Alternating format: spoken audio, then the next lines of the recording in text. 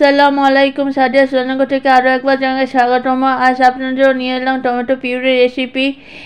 এই tomato puree দিয়ে মাছ মাংস যে কোনো চাইনিজ রান্নার জন্য ব্যবহার করতে পারেন। তো চলুন দেখে না যে কীভাবে তৈরি করছে। এখানে 5 কেজি টমেটো নিয়েছি, যেগুলো গাছ পাকা, সেগুলো বেশি পরিমাণে মাংস আসে।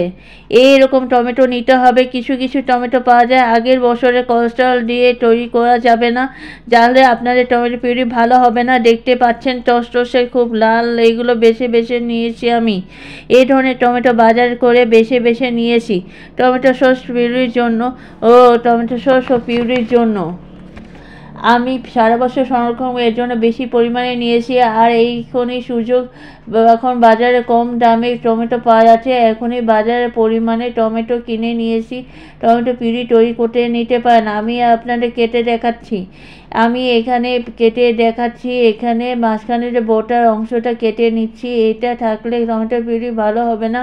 এখন সবগুলো টমেটো কেটে ফেলেছি। সবগুলো টমেটো কেটে নেওয়া হয়ে গেছে। আমি একটা মোটা টলের পাত্রে সবগুলো টমেটো নিয়েছি।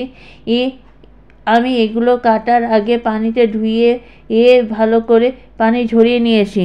আমি এটা চুলায় মিডিয়াম আছে চুলায় বসিয়ে দিয়েছি।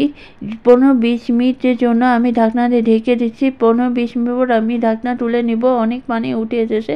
এখন আমি উল্টে পাল্টে টমেটোগুলো নেড়ে চেড়ে দিব। আবার 15-20 মিনিটের জন্য ঢাকনা দিয়ে ঢেকে দিব। মাঝে মধ্যে নেড়ে চেড়ে দিব। 15-20 মিনিট পর আমি ঢাকনা তুলে নিব। টমেটো থেকে অনেক পানি উঠে এসেছে এবং টমেটো প্রায় গলে গেছে। এখন 15-20 মিনিট পর পানিটা অনেকটা টেনে এসেছে, খুব ভালোভাবে সিদ্ধ হয়ে গেছে।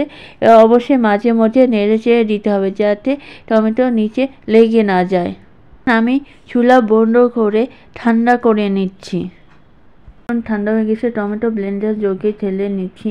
অবশ্যই এটি ঠান্ডা করে নেবেন, গরম অবস্থায় নেবেন না, তাহলে যে কোনো অবশ্যই দুর্ঘটনার সম্মুখীন হতে পারেন। এখন ঢাকনা দিয়ে ঢেকে এটি স্মুথ ব্লেন্ড করে নিব।